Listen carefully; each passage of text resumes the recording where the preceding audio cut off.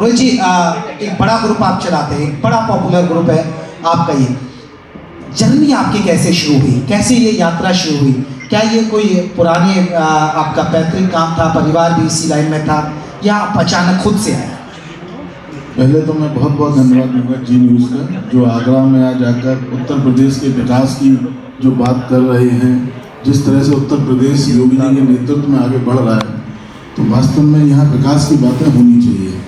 जैसा आप पूछ रहे हैं कि मेरा अपना बैकग्राउंड क्या है, तो हम अपने पारिवारिक बैकग्राउंड की बात करें तो हम transport sector, petrol pumps, fertilisers, agriculture से बिजनेस से आते हैं। और मेरा पैतृक स्थान भी जो है माननीय अखिलेश यादव जी के पास सैफई का गांव है, और मेरा करहल है, जिला मैनपुरी से।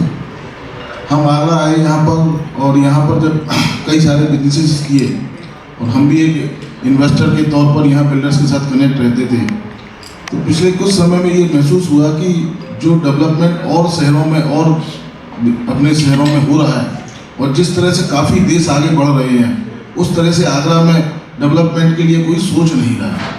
हम जाते हैं गुड़गांव में देख के खुश होते हैं, लखनऊ में देख के खुश होते हैं, दिल्ली, बॉम्बे में, तो वाई नॉट इन आगरा?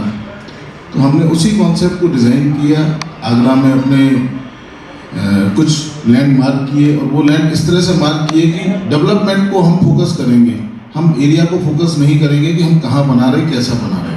तो जब हमने हाईवे के किनारे आगरा शहर से थोड़ा आउटस्कर्ट्स पे गए, और हमने बड़े बड़े लैंडस्केप और टाउनशिप प्लान की, तो लोगों ने शुरू में हमें थोड़ा सा डराया भी कि आप जा रहे हैं, कैसे सक्सेस होंगे, क्या होगा, मगर डर का पैमाना दिल से निकाला, और ये सोचा कि जो करना है, मन में ठाना, उसको करेंगे। और बहुत धन्यवाद दूंगा अपने माता पिता को, अपने परिवार को, अपने मित्रों को, अपनी फैमिली को, जिन्होंने हमें पूरा सपोर्ट किया, और जिसकी वजह से हम पे जो जिम्मेदारी को हमने समझा और जिस तरह से हमने बढ़ाया, आज हमारे पास ग्राहकों की एक लंबी कतार है। हम प्रोजेक्ट्स अपना खोल रहे हैं, और लोगों का बेहद प्यार मिल रहा है हमें। और हमने पिछले 2 साल के अंदर में 4 प्रोजेक्ट डिलीवर किए हैं, और अगले 3 हमारे प्लानिंग में हैं, जो आगरा में एक बड़े मानक स्थापित कर रहे हैं। बड़ी लेवल पर हम लोग अपनी टाउनशिप को जो प्लान किया, उसमें जो हमने यूनिकनेस डाली टाउनशिप के अंदर, सबसे पहले तो एक टाउनशिप को हमने पूरी थीम पे डिज़ाइन किया। जो हमारी इस समय आगरा में सबसे बड़ी टाउनशिप चल रही है, वो फतेहाबाद रोड पर है हमारी, अहिंसा द ग्रैंड ग्रीन वैली। जो हमने पूरी यूरोपियन मॉडल स्टाइल पे टाउनशिप को बनाया है, जो पूरा एक यूरोपियन लुक दे रही है आज की डेट में। हमने 1 साल पहले उसको स्टार्ट किया था, और 1 साल में हम लोग ऑलमोस्ट 200 एकड़ के ऊपर जा चुके हैं। मेन फतेहाबाद रोड पर, पीछे लखनऊ एक्सप्रेस पे। जिला पंचायत का विशेष रूप से धन्यवाद दूंगा, अध्यक्ष महोदय बैठी हुई हैं, आपके ही पूरे जिला पंचायत में ये सारा कार्य चल रहा है। लोग एडीए के उसमें चल रहे हैं, पर हम लोगों ने थोड़ा सा दूर हटे हैं कि जिससे हम एक प्राइस ब्रैकेट को मेंटेन कर सकें। एक जो मध्यम वर्गीय परिवार के लोग हैं, जिनकी एक छोटे छोटे पॉकेट्स के बजट्स हैं, वो आज शहरों में अपने मकान नहीं बना पा रहे हैं, अपने लिए इन्वेस्टमेंट नहीं कर पा रहे हैं, उनको हम कैसे कैटर कर सकें, कैसे हम उनको उस लेवल पे ला सकें कि वो एक लग्जरी लाइफस्टाइल को फील कर सकें। क्योंकि जिस तरह से सरकार की योजनाएं चल रही हैं, अगले कुछ जैसे शहर फैलता चला जाता है, आप 10 साल बाद देखेंगे तो वो जो जगह अभी शहर से दूर दिखती हैं, वो सब शहर में शामिल हो जाती हैं। तो उन लोगों के विकास के लिए, उनके डेवलपमेंट के लिए हमने पूरी योजनाएं तैयार की, और उस पर पूरे तरीके से जोर शोर से काम किया है। तो हमें कस्टमर्स का पूरा प्यार मिल रहा है। रोहित जी, एक सवाल ये होता है, बायर्स के मन में होता है विश्वास, भरोसा। तो हम आपके ग्रुप अहिंसा की बात करें तो आपका टैगलाइन द ग्रीन वैली, तो ये भरोसा कैसे आप जगा रहे हैं कि भाई देखिए हम आपको टाइम पर पोजीशन देंगे, या क्या भरोसा? क्योंकि भरोसा अगर है तो आपसे लोग जुड़ेंगे। देखिए, भरोसे का बिल्कुल सीधी सी बात यह है कि हम लोग जो कह रहे हैं उसको 3 साल, 5 साल, 10 साल वाले फॉर्मेट में लेके नहीं चल रहे हैं। जिस तरह आज की डेट में कंस्ट्रक्शन का मशीनरी युग आ गया है, जो अगर आप करना चाहें तो आप 10 साल वाला काम 1 साल में कर सकते हैं। हम अपने प्रोजेक्ट पर डेवलपमेंट की जो टाइमलाइन है, वो हमने सालों में नहीं, दिनों में काउंट करना शुरू किया है। 100 डेज में हमने अपना पहला प्रोजेक्ट कंप्लीट किया था। 365 के राउंड को ब्लॉक में हमने फतेहाबाद रोड प्रोजेक्ट को पहले 3 फेज जो थे, तीनों के तीनों डेवलप करके तैयार कर दिए हैं। तो कस्टमर को बिलीव हो रहा है कि इस लेवल पे काम हो सकते हैं, इस तरह से उसकी डिलीवरी हो सकती है। तो इससे ज़्यादा बेहतर हम नहीं समझते हैं कि किसी ने इस बारे में सोचा है, क्योंकि विकास ही ऐसी चीज है कि आप जो डेवलप करके कस्टमर को बाद में देना चाहते हैं वो पहले ही उसको मिल रहा है, तो फिर उसका भरोसे का कोई बगल बचता नहीं। बिल्कुल, और ये भरोसे की बात जब आपने की तो कोई भी अगर घर का सपना देखता है और उसको टाइम पर घर मिल जाए तो ये बहुत बड़ी बात है, क्योंकि इसको लेकर कई काम भी हो रहे हैं, कई बिजनेस पर कार्रवाई भी हो रही है, और अगर आप इसे पूरा कर रहे हैं तो बहुत अच्छी बात है, बधाई के पात्र इसके लिए आप हैं। सवाल मेरा ये है आपसे, जैसा कि आपने शुरुआत में कहा कि कुछ दिक्कतें हैं आगरा में, जिस तरीके से बाकी सिटीज डेवलप हो रही हैं आगरा वैसे डेवलप नहीं हो पा रहा, वो कमी पेशी कहाँ है, कहाँ पर वो दिक्कत है, कहाँ पर रुकावटें हैं जिसकी वजह से आगरा नहीं बढ़ पा रहा उतना? देखिए, ऐसा नहीं है कि कमी बेसी बहुत ज़्यादा है, कमियां बहुत थोड़ी सी रही हैं। पीछे यहाँ पे जो सरकारी विभागों का कार्यशैली थी वो कार्यशैली पिछले कुछ सरकारों में उस लेवल पे नहीं थी। जब से योगी जी आए, नो डाउट सारे विभाग सब कोई बहुत अच्छे तरीके से सपोर्ट कर रहे हैं, और जैसा योगी जी का सपना है 1 ट्रिलियन पे ले जाने का, सभी लोग उसमें लगे हुए हैं और यूपी बहुत तेज़ी से उसमें आगे बढ़ रहा है। अभी जब बात होती थी गुजरात मॉडल की बात होती थी, जैसा माननीय मंत्री जी बता रहे हैं, कुछ समय में ये मॉडल के नाम चेंज हो जाएंगे और बात बहुत तेज़ी से यूपी मॉडल की होने लगेगी। क्यों? क्योंकि यूपी में पहले मुद्दे सिर्फ अपराध और छोटी मोटी बातें ही रहती थी, आज मुद्दे बदल चुके हैं। आज विकास, बदलाव, कैसे मेट्रो आगरा में दौड़ रही है, किस तेज़ी से बन रही है मेट्रो, ये बड़ी काबिल तारीफ बातें हैं जिसके बारे में पहले कभी सोचा नहीं गया। तो व्यापारी होने के नाते हम लोगों की भी एक दायित्व बनता है शहर के लिए, देश के लिए, कि हम क्या बेहतर कर सकते हैं। तो हम पर्यावरण के लिए जिस तरह से जो कार्य हो सकते हैं, जैसे ग्रीन वैली हमारा टैगलाइन है, तो ये टैगलाइन खाली ग्रीन वैली नहीं है। माननीय मंत्री जी का जैसे मन था, कृष्ण के युग में जो पेड़ पौधे थे, हम एक्चुअल में वो पेड़ पौधे उस अपने गार्डन्स में अपने उसमें लगाए जा रहे हैं। प्रोजेक्ट के अंदर एक पूरी थीम बेस हम पेड़ उस पर हरियाली पे ध्यान दे रही हैं।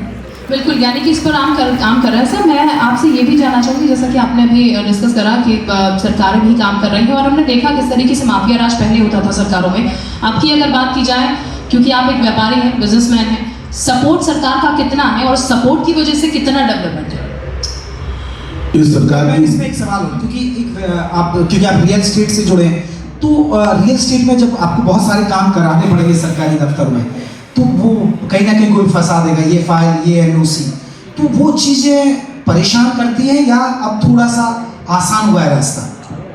फ्रेंकली बोले तो हमें कभी महसूस ही नहीं हुआ कि कोई विभाग हमें कागजों में फंसा रहा है, क्योंकि देखिए क्या होता है, विभाग की भी अपनी नैतिक जिम्मेदारी होती है, उन्हें कागजों की कार्रवाई अपनी पूरी करनी होती है। एज बिजनेसमैन, जब हम जाते हैं उनके यहाँ पे, तो हमारी फाइल भी पूरी होनी चाहिए। अगर हमारी फाइल पूरी है तो मुझे नहीं लगता कोई विभाग कोई हमें रोकता है। ठीक है, थोड़ी 19-21 बातें होती है, बट उसको बहुत ज़्यादा मद्देनजर नहीं है। आज बहुत सपोर्टिव है विभाग, जैसे मैं भी जिला पंचायत के लिए बोल ही रहा हूँ, बहुत कोऑपरेटिव है सारे लोग, जितने हमें पुलिस प्रशासन का जो सहयोग चाहिए। अभी जैसे डोंकी थाना के कमिश्नर साहब बैठे हुए थे, डोंकी थाने का विकास हुआ, तो जब वहाँ पर एसओ आए, उन्होंने काम किया, इतना अच्छा काम किया कि उस एरिया में जो क्राइम की बात होती है कि दिन में निकलना मुश्किल है, आप सोचिए वहाँ पर क्राइम नाम की चीज़ खत्म कर दी उन्होंने। तो ऐसा नहीं है सरकार काम नहीं कर रही, अगर सरकार काम नहीं कर रही होगी उसकी मॉनिटरिंग हम लोग कभी नहीं कर सकते। अच्छा, एज अ व्यापारी, एज अ बिजनेसमैन अगर बात की जाए तो सरकार की तारीफ तो आपने कर दी, जाहिर तौर पर सरकार काम कर रही होगी जिस पे तारीफ हो गई, लेकिन कुछ अपेक्षाएं भी होती हैं एज अ बिजनेसमैन, कुछ अपेक्षाएं हैं आपकी कि क्या होना चाहिए आगरा में ताकि और ज़्यादा विकास हो? बिल्कुल, देखिए आगरा में जिस तरह से हम लोग कनेक्टिविटी रोड की बात कर रहे हैं, तो Lucknow express way, Yamuna express way, greenfield express way, Agra में बहुत कुछ बनने जा रहा है। जेवर एयरपोर्ट पास में आ रहा है, विदिन आवर हम लोग वहाँ पहुँच सकेंगे। आगरा में अगर विकास की बात करें तो जो हमारा टूरिज़्म है, वो टूरिज़्म बहुत कुछ वैसे ही डेवलप करा रहा है। तो आगरा में सरकार की बहुत सारी योजनाएं हैं जो धरातल में अगले 3 से 5 साल में आने वाली हैं।